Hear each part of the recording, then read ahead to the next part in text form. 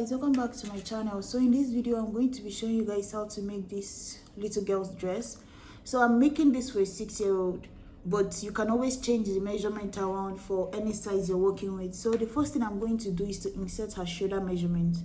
So the shoulder I'm working with is 13, but I'm going to be so whatever the shoulder is, the shoulder divided by 2, you're going to subtract at least half an inch or 1 inch from it because it's a sleeveless, right? So I'm going to subtract about 0.75 from this and then mark that. So guys, after that you're going to come down here by 0.75. That's what I'm going to do now. If it's like less than 5 years old, you can do come down by half an inch. 5 years to 10 years, you can do 0.75. You understand? So after that, I'm going to come down here.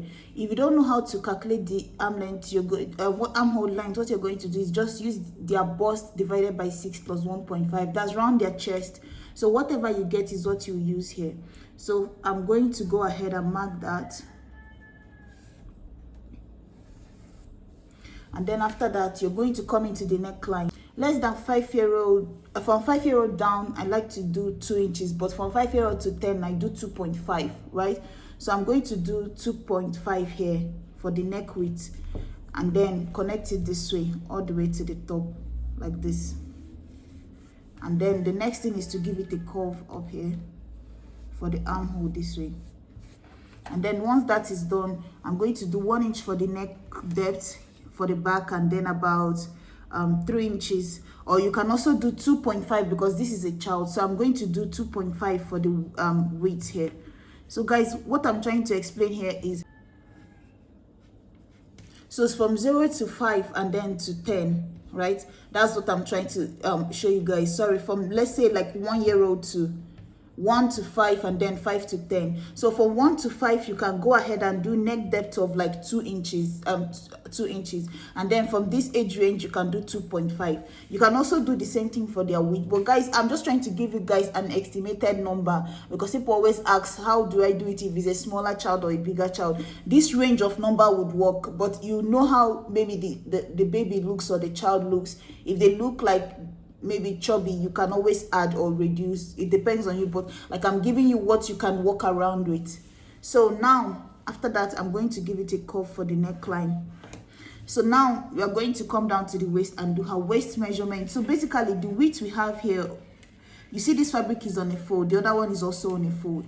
The width we have for the front panel is just her around her chest measurement, which is 27, divided by 4. So let me put that in. Divided by 4 plus extra 1.5, or you can do extra 2 inches if you want some ease on her clothes. I like to add it so they can get more wear out of the clothes. And then come down to her waist, do the same thing. Her waist measurement divided by 4, whatever that is, you're going to go ahead and mark it. And then you're going to be adding like extra 2.5 here, 1.5 for your seam allowance. So sorry, you can do 1 inch for seam allowance, half an inch for ease, and 1 inch for your darting. That's why you have 2.5. And then go ahead and put in, so her nipple to nipple, which is like 6, and then I'm going to divide it by 2. That's how I got 3. It's going to go from the shoulder to 1 inch before the nipple line, which will be somewhere here. So I'm going to just use a dart length of about 3.5 inches and then mark it. So this is basically what my dart will be looking like. Half an inch on this side, half an inch on this side. So let's just go ahead and cut. Guys, the main focus of this video is just to show you guys how to get that neckline. The square cape thing is the main focus of this. So now let's go ahead and cut everything. So guys, I've cut out the neckline, cut out for the front, cut the shoulder slope, and then the armhole part. So now all I have to do is also to go ahead and separate the back this way. And now the next thing I'm going to do now, so this is what I'm working with, guys. If you notice, you're also going to transfer your dart on the first layers of this, the 2 sides of the front and then the 2 sides of the back, and then this is what it looks like. So you have 1 front panel and then 2 back panels. Most times in kids wear, I don't reduce the zip bulk because most times kids they don't have bust, right? There's nothing here, so to reduce the most of the time their back and their front will be the same length, right? Because there's no bust difference to make the back a little longer or drop lower. So that's why sometimes for the kids I don't reduce the back. So now you see you have 2 back panels. So all you have to do is just to go ahead and join it. So take this way, take this way, and then you're going to join the 2 shoulders together. You can even go ahead and add your darts, and then when we come back, I'll show you guys how you're going to cut the.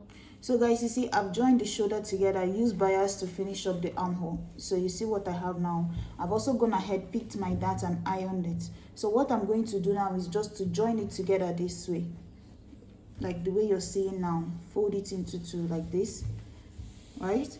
This way we can be able to mark the neckline. So how you're going to get your neckline is the length of the cape is basically measure from her shoulder, from the tip of her shoulder. You see the line joining the shoulder together.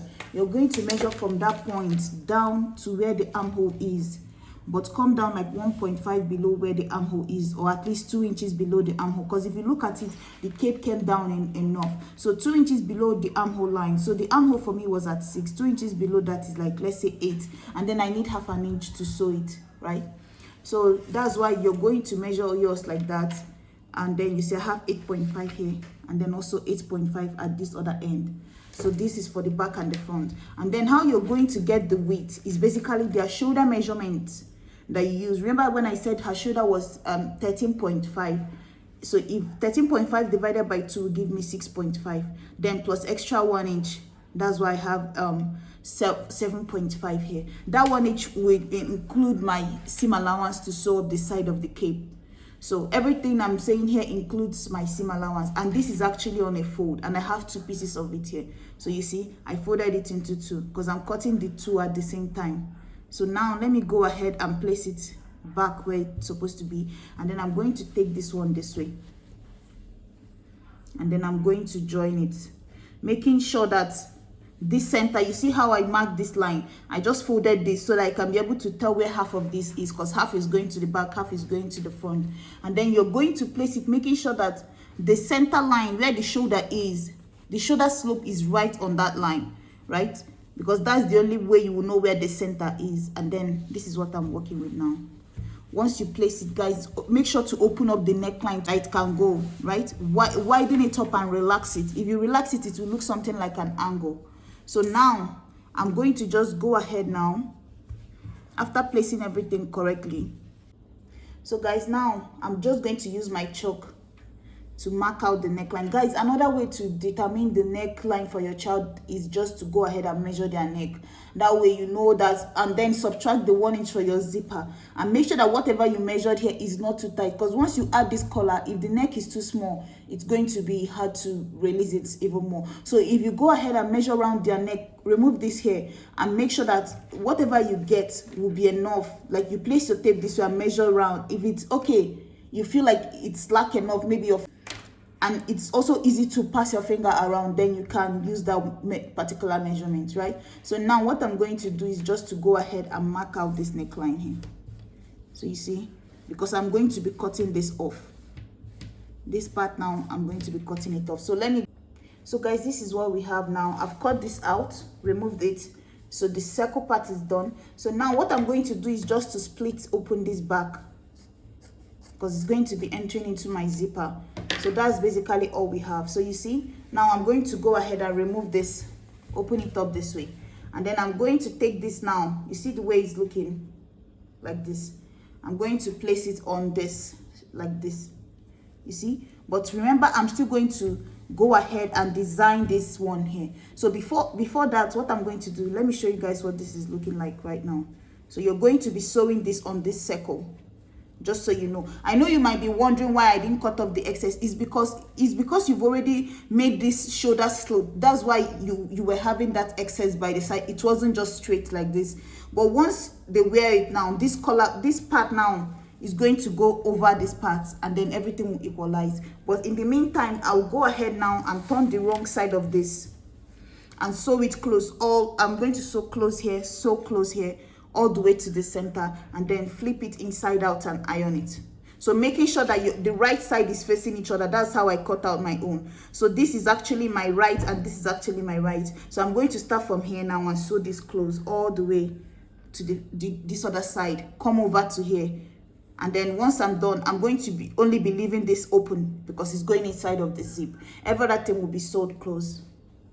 So guys, you see what I marked here now. After turning this over, I just use my ruler to make sure everything is correct, like 1.5 away from the corners.